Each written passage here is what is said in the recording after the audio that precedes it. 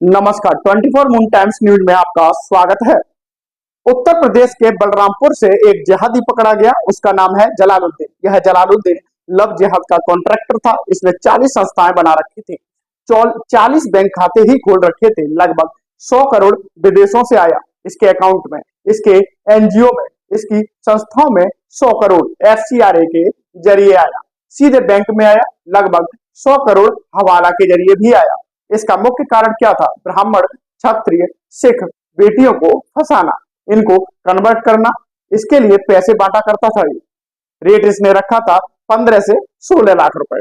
अगर वो ब्राह्मण की बेटी है या क्षत्रिय की बेटी है या जैन समाज की बेटी है या अग्रवाल समाज की बेटी है, महेश्वरी समाज की बेटी है, यानी ब्राह्मण, क्षत्रिय, वैश्य और सिख, अगर इनकी बेटियां हैं तो 15 से 16 लाख लड़कों को देता था और कहता उनसे कि जाओ इनकी बेटियों को पटाओ, फंसाओ, इनके साथ शारीरिक संबंध बनाओ और इनको कन्वर्ट करके इस्लाम में लेकर आओ। ओबीसी के लिए इसने 10 से 12 लाख रुपए रेट रखा हुआ था कि अगर वह यादव की बेटी है, पटेल समाज की बेटी है, मौर्य समाज की बेटी है, कुशवाहा की बेटी है और भी हमारे जो भी हमारे ओबीसी समाज के लोग हैं, उनकी अगर बेटियां को पटाने में, फंसाने में 10 से 12 लाख रुपए ये देता था लड़कों को। और एससी एसटी परिवार की बेटी को प्रेम जाल में फंसाने के लिए 5 से 6 लाख रुपए देता था। और यह सारा का सारा पैसा जो इसके पास आ रहा था वो विदेशों से आ रहा था। ये तो देगा नहीं अपनी जेब से, वो भी हवाला के जरिए, एफसीआरए के जरिए। अंदर से भी इसको फंडिंग आ रही थी और लगभग 100 करोड़ इसके सीधे खाते में आए हैं। 100 करोड़ अलग से हवाला के जरिए आया। वहीं इसने कई मकान भी बना रखे थे, वहां प्रॉपर्टी, ये प्रॉपर्टी, वो मकान, बहुत सारे मकान बना रखे थे। लग्जरी गाड़ियों से चलता था ये। और अब तक यह लगभग 1500 बहन बेटियों को फंसाने में कामयाब भी हो चुका है। अब आप सोचिए, उत्तर प्रदेश जहां के मुख्यमंत्री योगी जी हैं, बलरामपुर जो भगवान श्री कृष्ण, भगवान श्री राम की जन्मभूमि अयोध्या से ठीक बगल में है, वहां यह कांड कर रहा है। और आज से यह नहीं, कई सालों से कर रहा है। अब अगर आप गौर से सुनिए कि अगर एक भी अंग्रेजी कानून छूटा, एक भी कांग्रेसी कानून छूटा, तो ना हिंदू बचेगा ना हिंदुस्तान बचेगा। इसको जो 100 करोड़ की फंडिंग आई एफसीआरए के जरिए, और एफसीआरए कानून किसने बनाया था? 2010 में कांग्रेस ने लागू किया था यह कानून, और हमने इस कानून में बदलाव किया है, खत्म नहीं किया पूरी तरह। जब तक खत्म नहीं करेंगे इस कानून को, फंडिंग नहीं रुकेगी, तो लव जिहाद और धर्मांतरण नहीं रुकेगा। और आज की डेट में लगभग 1000 बेटियां पर डे लव जिहाद का शिकार हो रही हैं। ऐसा ना जाने कितनी हजारों की संख्या में जलालुद्दीन पूरे देश में अपना काम कर रहे हैं, जिनको भारत के अंदर से भी फंडिंग आ रही है, विदेश से भी फंडिंग आ रही है, एफसीआरए के जरिए भी आ रही है फंडिंग, हवाला से भी आ रही है, ब्लैक मनी से भी फंडिंग आ रही है। बहुत अलग अलग तरीके से फंडिंग आ रही है जो हम और आप सोच भी नहीं सकते। दूसरा, हवाला के जरिए फंडिंग है। और हवाला क्यों कारोबार चल रहा है भारत में? पता है, क्योंकि हमारा कानून बहुत घटिया कानून है, महासड़ा हुआ कानून है। काले धन से फंडिंग हो रही है, धर्मांतरण की, लव जिहाद की। काला धन क्यों नहीं खत्म हो रहा? क्योंकि हमारा कानून महाघटिया है, हमारा सड़ा हुआ कानून है। ये जो लव जिहादी है, इनको बेनामी फंडिंग होती है, इनको कई बार कैश नहीं देते, पैसा नहीं देते। इनके पिताजी के नाम पे मकान खरीद के दे दिया, इनकी बीबी के नाम पे दे दी, इनके भाई के नाम पे दे दिया, इनके रिश्तेदारों के नाम पे गाड़ी दे दी, इनके पिताजी के नाम पर गाड़ी दे दी, इनके अब्बू के नाम पे कुछ और दे देते हैं, भाई के नाम पे कुछ दे देते हैं। क्योंकि ये बेनामी लेन देन चल रहा है। क्योंकि हमारा यह बेनामी लेन देन वाला कानून महाघटिया है, महासड़ा हुआ है। यह पूरा का पूरा लव जिहाद का कारोबार चलाता है। यह प्रशासनिक अधिकारियों को, कुछ थानेदारों को, सबको मिला के पटाकर चलता है। और वो क्यों चल रहा है? क्योंकि हमारा प्रिवेशन ऑफ करप्शन महाघटिया है, महासड़ा हुआ है। यह जिहादियों की, धर्मांतरण कराने वाले जिहादियों की जो फंडिंग होती है, वो जो भारत के अंदर से फंडिंग होती है, जो ड्रग के जरिए पैसा आ रहा है, रेप पार्टी का भी पैसा आ रहा है, जो डांस बार का पैसा आ रहा है, सट्टे कारोबार का पैसा आ रहा है, जो बियर बार का पैसा आ रहा है, जो नशे का पैसा आ रहा है। अमीर हिंदू जो है पैसा खर्च कर रहे हैं नशे पर, और उससे पैसा जो कमाया जा रहा है, उसी से हिंदुओं का धर्मांतरण कराया जा रहा है। और ये नशे का कारोबार क्यों चल रहा है? क्योंकि हमारा एनडीपीएस एक्ट महाघटिया है, वहां सड़ा हुआ है। ये जो ड्रग जिहाद, लव जिहाद की फंडिंग हो रही है, धर्मांतरण की फंडिंग हो रही है, वो जो दूसरे धर्म के लोग प्रॉपर्टी पर कब्जा करके बैठे हुए हैं ना, 40 लाख एकड़ जमीन, उस पर 40 लाख एकड़ की जमीनों से जो कमाई हो रही है, उससे भी लव जिहाद को फंडिंग हो रही है, धर्मांतरण की फंडिंग हो रही है। ये जो ड्रग का कारोबार चल रहा है, नकली दवाओं का कारोबार चल रहा है, ये जो पैसा आ रहा है नकली दवाओं से, उससे भी लव जिहाद की फंडिंग हो रही है, धर्मांतरण की फंडिंग हो रही है। और नकली दवाओं कारोबार क्यों चल रहा है? क्योंकि हमारा कानून महाघटिया है, हमारा कानून बहुत सड़ा हुआ है। भारत में लैंड एक्विजिशन एक्ट जो है, ये महाघटिया सड़ा हुआ है। ये जो लैंड जिहाद इसी कारण हुआ है, और इन जमीनों को हमने वापस लिया ही नहीं। हमने लैंड जिहाद को बहुत गंभीर अपराध ही नहीं बनाया। जो लैंड जिहाद के जरिए जो जमीनों से पैसा आया है, उससे भी लव जिहाद की फंडिंग हो रही है, धर्मांतरण की फंडिंग हो रही है। हमने आज तक प्रॉपर्टी को आधार से लिंक नहीं किया, कोई कानूनी ही नहीं बनाया इसके लिए हमने, इसीलिए भी लव जिहाद चल रहा है, लैंड जिहाद भी इसीलिए चल रहा है, धर्मांतरण भी चल रहा है। आज तक हमने माइनॉरिटी मेजोरिटी को खत्म नहीं किया। जो मैं कहता हूं ना बार बार कि जैसे घटिया कानून अंग्रेजों ने बनाए हमारे भारत देश में, वैसे ही घटिया कानून कांग्रेस ने भी बनाए।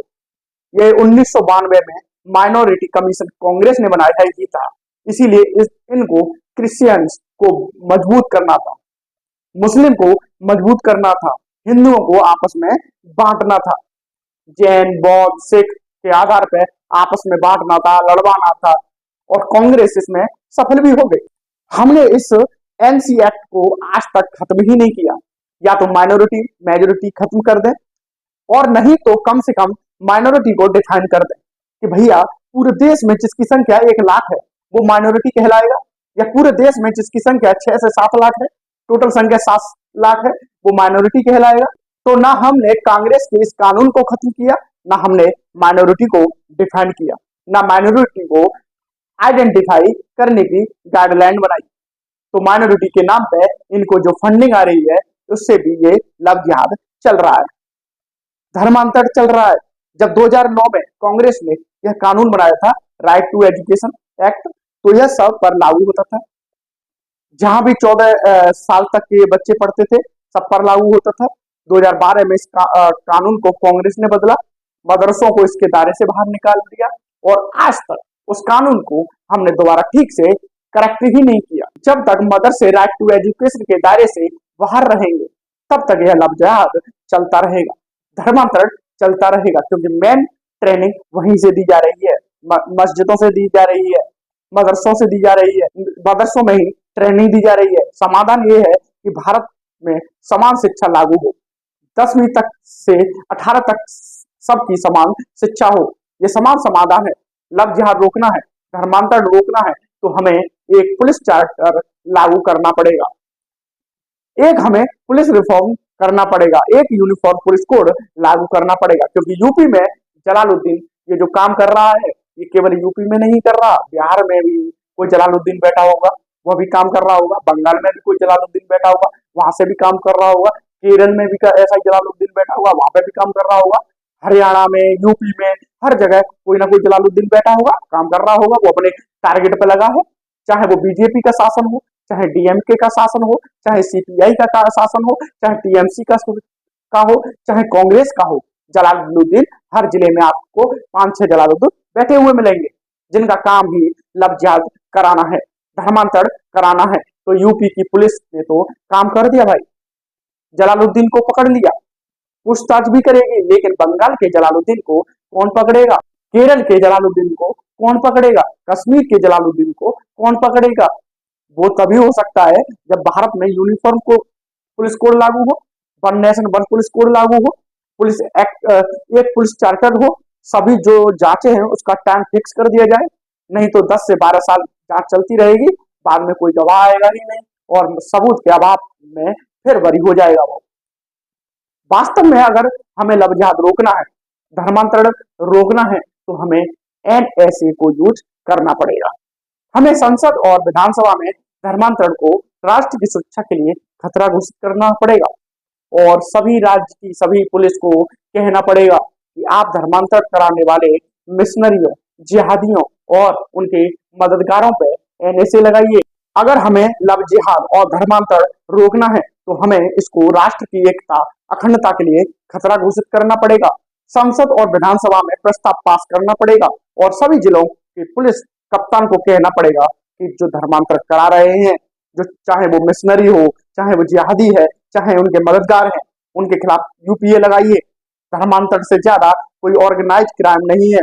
बहुत ऑर्गेनाइज्ड में किया जाता है, नीचे से ऊपर पूरी चेन होती है। और ऑर्गेनाइज्ड क्राइम से निपटने के लिए हमारे पास महाराष्ट्र के पास मौका है, यूपी के पास गैंगस्टर एक्ट है, सबके पास एक कानून है, लेकिन ये कानून यूज नहीं किया जा रहा है।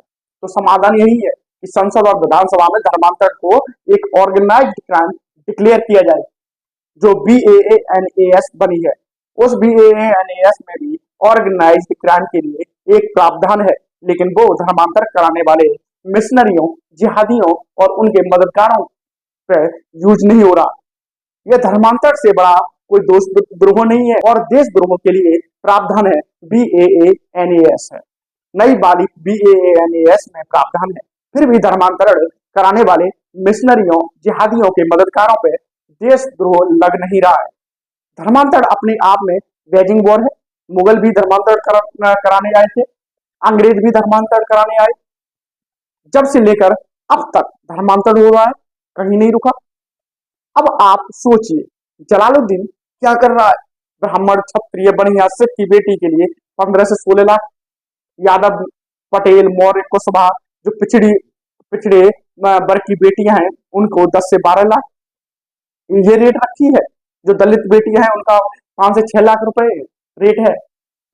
और ऐसे ही जो आदिवासी बेटियां हैं उनका 2 से 4 लाख रेट है। मंडी लगाई जाती है, बोली लगाई जाती है इनके लिए। हमारी बहन बेटियां की इससे ज्यादा वेजिंग वॉर क्या होगा? वेजिंग वॉर की धारा है, उसमें आजीवन कारावास, फांसी का प्रावधान है, लेकिन संसद और विधानसभा में हमने धर्मांतरण को वेजिंग वॉर डिक्लेयर ही नहीं किया। इसीलिए कोई भी राज्य सरकार किसी की हो, किसी पार्टी की हो, वेजिंग वॉर की धारा लगा ही नहीं रही है। धर्मांतरण रोकना है तो हमें यूनिफॉर्म सिविल कोड लागू करना पड़ेगा। धर्मांतरण रोकना है तो हमें सबसे पहले नार्को पॉलीग्राफ मैपिंग कानून बनाना पड़ेगा। ये जलालुद्दीन तो पकड़ लिया गया, पुलिस को 3rd डिग्री तो दे नहीं सकती क्योंकि ये तो माइनॉरिटी है। माइनॉरिटी के नाम पर पूरे देश में चिल्लाहट शुरू हो जाएगी। ऐसे तो यह जलालुद्दीन सच बताएगा ही नहीं, पुलिस को पीटेगी नहीं, तो पूरा सच कैसे सामने आएगा भाई?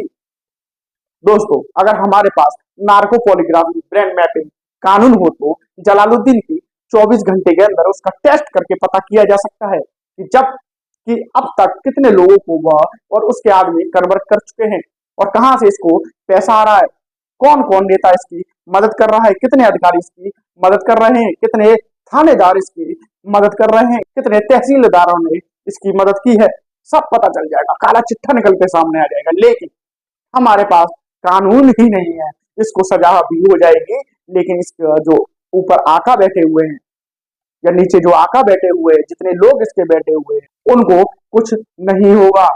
सबको पता है इसको कुछ नहीं होगा। और सबसे बड़ी बात यह है कि हमारे पास जुडिशियल कोड है ही नहीं। हमने जस्टिस विद इन आज तक लागू ही नहीं किया। जब 1 साल के अंदर मुकदमों का फैसला हो, ऐसा एकदम लिखित में हो, जज के ऊपर एक मजबूरी हो, जज की अकाउंटेबिलिटी तय हो जाएगी, आपको 1 साल के अंदर फैसला करना ही करना है। जब तक धर्मांतरण रुकेगा, जब तक धर्मांतरण कराने वाले मिशनरियों, जिहादियों, उनके मददगारों पर एनएसए नहीं लगेगा, यूएपीए नहीं लगेगा, वेजिंग वॉर नहीं लगेगा, देशद्रोह नहीं लगेगा, गैंगस्टर एक्ट नहीं लगेगा, तब तक धर्मांतरण नहीं रुकेगा। जब तक लव जिहादियों और धर्मांतरण कराने वाले जिहादियों के ऊपर से उनकी 100% प्रॉपर्टी नहीं जब्त होगी, उनकी नागरिकता खत्म नहीं होगी, उनको आजीवन कारावास, फांसी नहीं होगी, वो भी 1 साल के अंदर, तब तक लव जिहाद और धर्मांतरण नहीं रुकेगा। और एक बात याद रखिएगा, दीवार कितनी भी मजबूत हो, अगर एक एक ईंट उखाड़ने जाइए तो एक ना एक दिन पूरा का पूरा भवन गिरता है। तालाब कितना भी बड़ा हो, एक एक ड्रम निकालिए, एक दिन खाली हो जाता है भाई। जो गलती हमारे पूर्वजों ने की अफगानिस्तान में की, वही आज हम कर रहे हैं। हमारे पूर्वजों की एक गलती थी, अफगानिस्तान में उसके दिमाग में था कि वेद पुराण बाइबल कुरान एक समान होता है, गुरुकुल मदरसा एक समान होता है। उनको लगता था ये चीज, मजहब नहीं सिखाता आपस में बैर रखना, ये उनको लगता था। और आज हम भुगत रहे हैं, सारे मजहब एक समान होते हैं, ये लगता था उन्हें। और यही इसी सोच ने अफगानिस्तान में हमें खत्म कर दिया। हम खत्म हो गए, सारे हिंदू खत्म हो गए अफगानिस्तान में, बांग्लादेश में खत्म हो गए, पाकिस्तान में खत्म हो गए। हमारे जो पूर्वज पाकिस्तान में रहते थे, उनको भी यही लगता था कि सारे पंथ एक समान होते हैं, गुरुकुल मदरसा एक समान होते हैं, वेद पुराण बाइबल कुरान एक समान होते हैं। नतीजा आपके सामने है, पाकिस्तान से हम खत्म हो गए। 5% बचे थे पाकिस्तान में। हमारे पूर्वज जो बांग्लादेश में रहते थे, उनको भी यही लगता था सारे पंथ एक समान होते हैं, मजहब नहीं सिखाता आपस में बैर रखना, गुरुकुल मदरसा एक समान है, वेद पुराण बाइबल कुरान एक समान है। नतीजा हम खाते, हिंदू खाते, कश्मीर से हम खाते, नागालैंड से खाते, मिजोरम में खाते, मेघालय में खाते, सिक्किम में खाते, कश्मीर में खाते, कारगिल में खाते, लक्षद्वीप में खाते, 9 राज्यों में खाते, 800 जिलों में से 200 जिलों में खाते, 6000 तहसीलों में से 1500 तहसीलों में खाती, बॉर्डर की 300 तहसीलों में खाती। और अभी भी इस तरीके से लव जिहाद हो रहा है। 1000 बेटियां यहाँ पर डे लव जिहाद का शिकार हो रही हैं, और 1500 कुल परिवारों का धर्मांतरण हो रहा है पर डे। इन्हें नहीं रोका ना, तो मैं आपके गारंटी के साथ कहता हूँ, ये जितनी बड़ी बड़ी बातें हो रही है ना, समाजवाद, लोहियावाद, अम्बेडकरवाद, गांधीवाद, ये सारे वादे 20 से 25 साल के बाद खत्म हो जाएंगे। मैं पहले भी कह रहा हूँ, 20 से 25 साल अगर इसी तरह चलता रहा, हम सब खत्म हो जाएंगे। फिर एक ही बात दा चलेगा, जो पाकिस्तान में चल रहा है, जो अफगानिस्तान में चल रहा है, जो बांग्लादेश में चल रहा है, बाकी सारे बातें खत्म हो जाएंगे। इसीलिए कह रहा हूँ, दल गुलामी छोड़िए, संसद विधायक को पकड़िए और संसद और विधानसभा में उनको आवाज उठाने के लिए मजबूर करिए। उनसे जाके मिलिए, बात करिए इस मुद्दे पर, और उनसे बोलिए कि आप की आवाज संसद में उठाएं, तभी आपका और हमारी आने वाली वीडियो का कुछ भला हो सकता है। आज के लिए सिर्फ इतना ही। बने रहिए हमारे साथ 24 टाइम्स न्यूज पर। जय हिंद, जय भारत।